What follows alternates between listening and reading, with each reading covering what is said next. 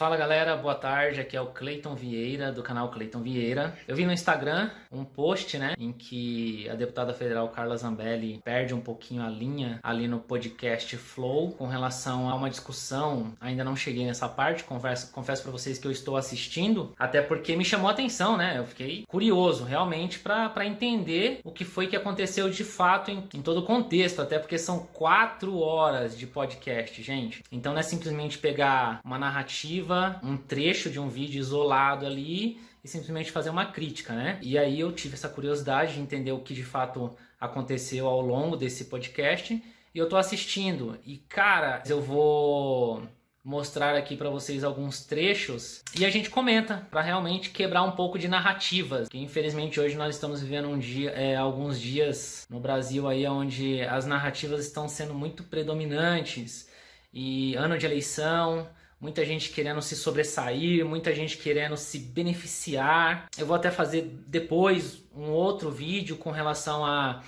esse assunto, mas nesse momento eu quero falar um pouquinho sobre esse podcast, tá bom, galera? Vamos lá, então. Também. Pô, e assim, tu diria que esse movimento feminista aqui, mais extremista que a gente tá falando, ele é reacionário? Ele é reacionário em que sentido? No sentido em que ele reage a uma ordem estabelecida. Então, por exemplo, o mundo é careta, o mundo é machista, o mundo é não sei o quê, então eu reajo querendo mudar tudo à força, Então, nesse sentido, ele é reacionário. Mas reacionário também é todo aquele que quer chocar por conta de uma ordem estabelecida. E aí vou dar um exemplo já para apimentar a parada. Então, você imagina o seguinte, que o Bolsonaro falando assim, eu não sou coveiro na pandemia. Ele quer chocar.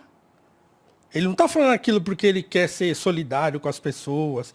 Ele quer chocar, ele quer causar um impacto quando ele fala. Paulo Cruz, ele fala sobre a questão desse movimento ser reacionário. E aí ele comenta sobre a questão o fato de ser reacionário. Ele explica sobre o que é ser reacionário, que é a pessoa querer aparecer e tudo mais. Traz como exemplo o presidente Bolsonaro, que fez um comentário sobre a questão de falar o seguinte: eu não sou coveiro, devido a essa perseguição toda que infelizmente acontece aí com relação ao governo federal, com relação à imprensa, que infelizmente hoje a gente não tem como mais confiar, temos que realmente ser muito analíticos com relação a isso. E aí o cara ele faz o comentário sobre o presidente Bolsonaro, sobre ele ter feito esse comentário porque ele quer aparecer e por ele ser presidente ele deveria pensar um pouco mais. Cara, a gente viveu aí ao longo dos 16 anos ouvindo um presidente de 9 dedos aí, o famoso Nine, que roubou bilhões do nosso Brasil, e o cara era cheio de protocolo e tudo mais, e fazendo toda aquela maquiagem ali na hora de falar, e roubou. E hoje nós temos um presidente que não rouba. Não tô falando que não existe corrupção, como a própria Carla Zambelli comenta aí nesse podcast, que infelizmente existem coisas que fogem ao controle do próprio presidente em si, Mas nós temos um presidente que não rouba. E só o fato de nós termos um presidente que não rouba e faz, independente de como ele fala, nós estamos falando de política. E se nós estamos falando de política, política é para adultos, criança não vota. Quem vota é a partir dos 16 anos e ainda é facultativo, só é obrigatório o voto a partir dos 18. Então o cara falar algumas asneiras, que é considerado por alguns, ele simplesmente está falando no linguajar popular. Mas o presidente não pode falar no linguajar popular. Cara, desculpa. Nós temos aí a ex-presidente Dilma, de uma frase com 10 palavras, 9 eram asneiras, coisas sem contexto. Um dos exemplos que nós podemos trazer aí é de estocar o vento. Vamos lá, próximo comentário. Não existe quem nem Jesus conseguiu. Mas o que eu sinto, por exemplo, uma das vezes que eu tava com ele... Jesus não queria agradar ninguém, tá? Vamos deixar isso claro aqui. Mas não tô dizendo que ele queria. Eu tô dizendo que ele não agradou. Mas eu não queria agradar mesmo, Então tá tudo certo. Eu não disse que ele queria. Eu disse só que ele não agradou. Sendo perfeito como ele foi, ele não agradou. Tudo bem, mas quando você fala assim, nem Jesus agradou todo mundo, você tá querendo dizer o seguinte, olha... Ele poderia ter agradado, mas não agradou. Não poderia. Ele veio para não agradar mesmo. Então, assim, falar que ele não agradou todo mundo é falar o básico. Não, mas olha só. Eu sei que é falar o básico. Eu não tô dizendo que eu não falei o básico. Eu tô dizendo que se o homem que é enviado de Deus, perfeito, Se esse cara não conseguiu agradar todo Não, mundo... não é conseguiu. Então, quer dizer, ele não conseguiu porque ele não quis, ele não tentou, ele não quis. Mas vamos lá, Paulo, eu não tô dizendo em nenhum momento que ele queria. Eu tô dizendo Você que falou, não quis. Quem nunca ouviu aquele comentário, pô, cara, mas também é difícil agradar todo mundo, né? Nem Jesus agradou. Primeiro que a gente sabe que Jesus não veio para agradar, muito pelo contrário. Quem conhece verdadeiramente o evangelho, sabe que o evangelho ele vem para confrontar, não é para agradar, não é para trazer conforto. Só que aí existe um jargão que às vezes até nós, no meio cristão, acaba falando, pô, meu, mas também é difícil agradar, né, meu? Nem Jesus agradou todo mundo. E aí o cara, ele entra nessa seara para desequilibrar, tipo assim, não, porque Jesus não queria. Pô, cara, todo mundo sabe que Jesus não queria. Talvez. Faz isso porque político tem que fazer isso mesmo, tem que pressionar o cara. É assim que funciona. Se fosse o Lula no lugar dele, se fosse o Suplicy, se fosse, sei lá, o Haddad, qualquer político Ia de rolar a mesma esquerda, coisa. ia rolar a mesma coisa e todo mundo ia, é isso aí mesmo, tem que apertar. Político tem que passar aperto. É assim que funciona. Não, e todos os outros presidentes já foram grosseiros com jornalistas. O jornalista impertinente. Ele fala assim porque ele fala assim. Porque ele sempre falou assim. Porque ele fala assim em entrevista, em que ele tá falando aquilo que ele quer e de repente ele, solta uma. Nas lives que ele faz, não tem ninguém pressionando ele ali e ele fala o que dá na telha, entendeu? Aí olha só, nessa parte agora aqui, o assunto é que o presidente, ele tem que manter a formalidade e tudo mais, o mesmo assunto, né?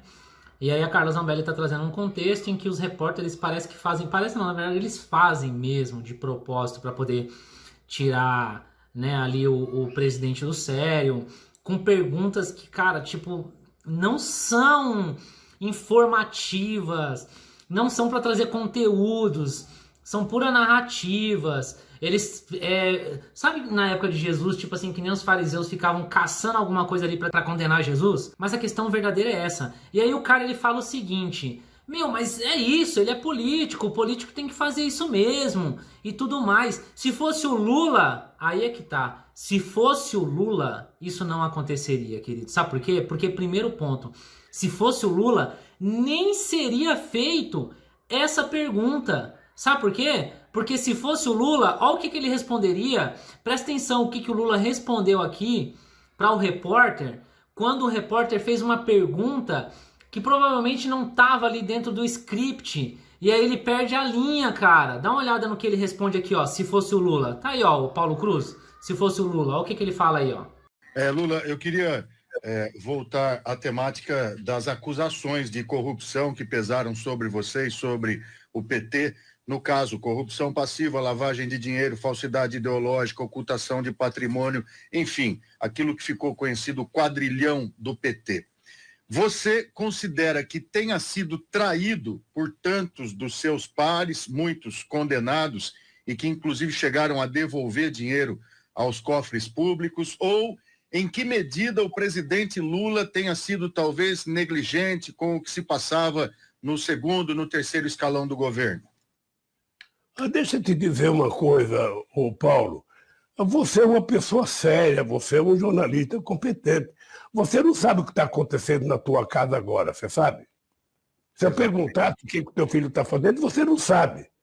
Sabe, querer que um presidente da República saiba o que acontece, sabe, no meio de 1 milhão de pessoas, querer que o presidente da República saiba o que está acontecendo em 8,5 milhões de quilômetros quadrados, que representa o governo federal, no mínimo, sabe, as pessoas que acusaram assim, querer má fé. São roupas, toalhas com o nome do ex-presidente, entre outros objetos. De acordo com os peritos, o ex-presidente e a mulher dele usavam as principais instalações do sítio. Para um outro tópico, eu estava vendo uma entrevista sua hoje à tarde, uma entrevista que você deu em 2018. E nessa entrevista, foi uma entrevista na Gazeta para Maria Lídia, e você tinha acabado de ser eleita, finalzinho do ano. E uma das coisas que você falou é que você tinha sido eleita porque você estava advogando pela transparência, e que você tinha sido eleita para combater ou para defender o combate à corrupção, que é lá aquele movimento que você começou lá em 2012 e tal. E uma outra coisa que você falou é que o PT fez política com populismo e que o PT manteve as pessoas mais pobres presas a ele por causa do Bolsa Família. E aí, quando a gente está agora em 2022, né, eu queria saber se alguma coisa mudou, porque assim, a corrupção, nós não estamos, parece que, combatendo mais porque a Lava Jato acabou. E o Bolsonaro falou que acabou porque acabou a corrupção no governo dele, então não precisa mais de Lava Jato. Então acabou, a gente já não sabe mais as coisas que estão acontecendo direito. E, Mas inclusive, a Lava Jato era a única forma de combater a corrupção era através da Operação Lava Jato? não, mas ela era um instrumento importante que a população gostava, que você defendia. Defendia, né, com que certeza. você E defendeu defendia até o último momento, entendeu? Então, mas hoje não tem mais. Mas quem acabou com a Lava Jato? Bom, se foi o Bolsonaro que assinou um papel para acabar, eu não sei. Ele falou, eu acabei com a Lava Jato. Ele falou isso numa entrevista. Tá aí, é só dar um Google aí. Não, ele quis dizer que acabou com a Lava Jato porque ele acabou com a corrupção e não com a Operação Lava Jato. Até porque o Executivo não tem função de acabar mas não acabou com a corrupção, certo? Com certeza não, mas não no governo dele, né? A corrupção, ela existe, ela é endêmica e é não, muito não difícil acabou você com a corrupção acabar do com a governo corrupção. dele, então não acabou com a corrupção. A governo federal. Inclusive no governo federal, mas não.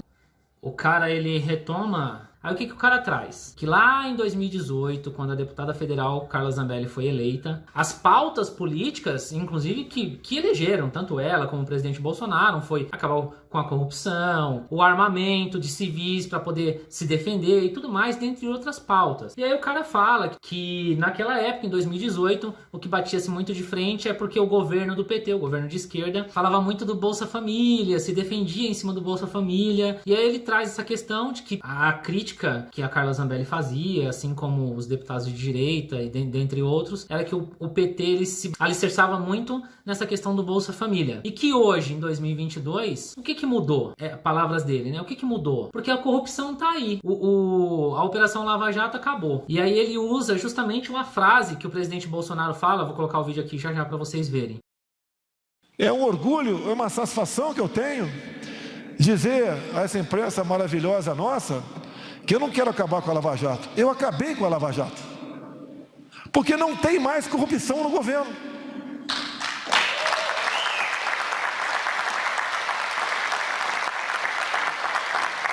Eu sei que isso não é virtude, é obrigação. Olha, o Milor Fernandes disse num Roda Viva, que ele participou e eu apresentei, o seguinte: olha, é bom no Brasil de hoje dizer, vou fazer uma ironia, hein? Atenção, isso é uma ironia. Ele tinha feito uma ironia do programa e os espectadores entenderam de outra forma. Ontem eu comentei que seria interpretada dessa forma a declaração do Bolsonaro, que é evidentemente uma ironia, até porque, como bem lembrou o João, ele não tem nem poderes para acabar com a Lava Jato. A Lava Jato continua. O que ele quis dizer, isso sim pode se discutir, mas até agora não foi apurado nada que o desminta, é que de 1º de janeiro, desde o dia da posse até agora, não apareceu nenhum caso de corrupção envolvendo o governo, né, ou praticado com a anuência do governo, como ocorreu nos governos do PT. Foi isso que ele quis dizer. Então não faz sentido achar que ele propôs o fim da Lava Jato. Ele nem pode fazer isso. Essa coisa do MEC aí, por exemplo, que é corrupção. O MEC é corrupção? Então, aquele lance que aconteceu no MEC recentemente. O MEC é corrupção? Ele acusa o ex-ministro Milton Ribeiro de corrupção, né? Sendo que, na verdade, nada está provado ainda. E a nossa própria Constituição Federal, ela diz que todos são inocentes até que se prove o contrário. E não sei se vocês estão vendo aí, acompanhando de perto, existe uma grande manobra que está tentando ser levantada aí pela oposição para poder abrir uma CPI para poder investigar, sendo que já está havendo investigação por parte da Polícia Federal com relação a tudo isso, todo esse alvoroço que está acontecendo. E se o cara ele realmente é corrupto, por que ele foi solto? Simplesmente mandaram prender o cara por causa de um valor de R$60 mil que caiu na conta dele, por causa de uma venda de um carro que foi legalmente tudo ali dentro dos trâmites legais da lei, né, que aconteceram. E aí prenderam o cara e depois soltaram. Então temos que tomar muito cuidado com narrativas. E esse cidadão aí foi mais um que caiu aí na narrativa, fazendo acusações grotescas, vazias, sem fundamentos, sendo que, por enquanto, não tem nada. O que acontece? Dentro do orçamento, você não pode mudar uma lei. E existia a lei do fundo eleitoral, que tem um mínimo valor determinado por lei que tem que ser para fundo. Então, e que tinha o teto de 5 bi e tinha um mínimo de 800 e poucos milhões. E aí, eu acho que era mais que 800. O que o Bolsonaro fez? Ele vetou, aí foi para a Câmara derrubou o veto. Quando voltou para ele poderia ter sancionado o mínimo. Não existe isso. Existe sim, ele poderia ter sancionado aquilo que a lei permite dele sancionar. Não. Uma matéria coletada no site do Senado Federal diz nesse trecho destacado: o presidente Bolsonaro chegou a cogitar a possibilidade de veto parcial desse trecho do projeto, abre parênteses, valor do fundo eleitoral, fecha parênteses, com o estabelecimento de um meio termo entre os quase 6 bilhões aprovados pelo Congresso e os 2,03 bilhões destinados ao fundão em 2020. Mas o veto parcial, nesse caso, é legalmente impossível. O montante alternativo era situado entre 3 bilhões e 4 bilhões, assunto que volta agora à seara parlamentar. A mera correção pelo Índice Nacional de Preços ao Consumidor, o INPC, projetado para 2020 e 2021, elevaria a verba para 2,2 bilhões. Aí que tá, o orçamento, neste caso, ele é uma lei. Não, o orçamento é uma lei e dentro da lei tem ele tentou vetar aquele aumento. E ele só poderia vetar o que aumentou.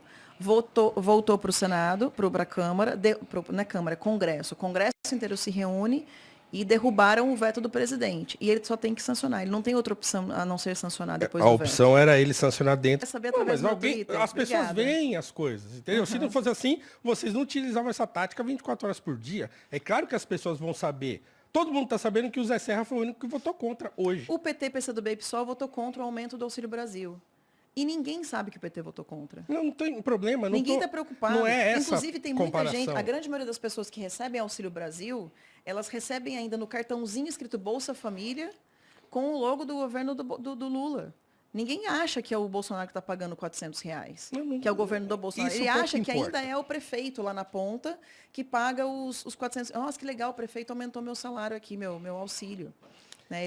Ela não está sabendo que é o presidente Bolsonaro. Isso pouco importa. Então, não importa sim. Não, importaria o que importa sim. é o estouro de teto, é o gasto astronômico então todo e a o seu conta argumento veio por água abaixo. A conta que nós vamos pagar depois. Todo o argumento dizendo que era populista, que era por causa da eleição. Mas é populismo. Se fosse populismo, o Bolsonaro teria trocado todos os cartões de Bolsa Família para Auxílio Brasil e teria divulgado em todas as TVs e jornais que foi ele que aumentou. Mas não fez. Poderia ter feito, mas não fez. Porque ele não está preocupado em fazer para ter voto. Ele está preocupado em fazer para as pessoas passarem menos necessidade. Eu acho que ele está fazendo para ter voto. Então, aí você acha, o problema é você achar você acha que ele está muito preocupado com a população. Há 3 meses da eleição, acho que ele está preocupado com a população. Ele vai estourar o teto de gasto, vai jogar a conta para o outro ano. Lá em 2020, ele já montou o maior programa de transferência de renda do mundo. Ele queria pagar 200 conto. Não, ele não queria. O Congresso que aprovou 600. Não, senhor. O Congresso já estava pacificado que seria 400. Aí ele soltou que poderia ser 600, porque ele sentou com o Paulo Guedes e viu que o valor poderia ser 600. Do Zeitão era o valor que ele e o Guedes... Como se todo o dinheiro foi gasto para poder mandar recursos para os estados e municípios. Estou falando de 2 trilhões de reais que foram gastos na pandemia. E esses 5 bilhões aí saiu da onde? Não falei isso. Olha, tanto que do fundão. Olha o tanto que você tá distorcendo. Não, se o dinheiro foi todo gasto... Não, estou falando agora. Teve um fundão aprovado agora de 5 bi. Aí você fala com quem votou a favor do fundão. Eu sou contra você votou a favor do fundão, Oi? Você votou a favor do fundão, dizendo que ia fazer o destaque e tal, mas votou a favor. Você acha que ter votado no orçamento é ter votado a favor do fundão? Exatamente. Então você acha que eu tinha que ter votado contra o orçamento? Exatamente. Dar calote o governo tinha que dar calote em todo mundo. Não, o Bolsonaro não vetou? Vetou o aumento do fundão, não vetou o orçamento. Por exemplo, votasse contra o aumento do orçamento se não tirasse esse aumento do fundão. Caralho, velho, Ué, o cara não é é- muito burro. Mas num debate, isso aí não é debatido no Congresso? Meu Deus, velho, você Peraí, não entendeu o au- nada que eu falei. Não, Carla Zambelli, peraí. Não, eu vou te explicar de O novo, porque tu é aumento do- muito burro, velho. O aumento do fundão ficou Puta bravo. que pariu, Pegou ar. meu, eu não acredito nisso. Eu expliquei Pô, a todos os pessoa é um detalhes. Como é que... Não, Puta, não, mas- eu vou mijar, fica você falando sozinho. Ué, ela é uma deputada. Não, uma deputada federal que ela aprova um orçamento com aumento de fundão, dizendo que ia destacar depois, ou seja, um Congresso que não tem discussão, que os caras não discutem o orçamento, que os caras não brigam para abaixar aquele fundão que ia aumentar. Não, vai todo mundo votando e depois ela falou, eu não sabia e tal, que ia acontecer isso. Então... Rapaz! Mano, e ainda fala que eu sou burro. É isso, galera. 4h11 de podcast. A tensão ficou ainda mais alta. O professor filósofo aí, Paulo Cruz, ele, no ponto de vista dele, o governo não pode fazer mais nada em ano eleitoral, porque tudo que o governo tentar fazer ou fizer, né, em prol da população, em prol do bom andamento do país, em prol do bom andamento da economia e das demais áreas podem, né, beneficiar a população. Tudo que o governo federal fizer é populismo para poder tentar se eleger, ou seja, é uma pré-campanha política. Esse aqui é o ponto de vista dele. Segue o barco aí. E a gente abrir os olhos para essas coisas, porque se nós dermos ouvidos para tudo, por isso que a gente tem que, de fato, pesquisar a fundo. Precisamos pesquisar a fundo. Não podemos ser ignorantes e nos deixar levar por qualquer informação.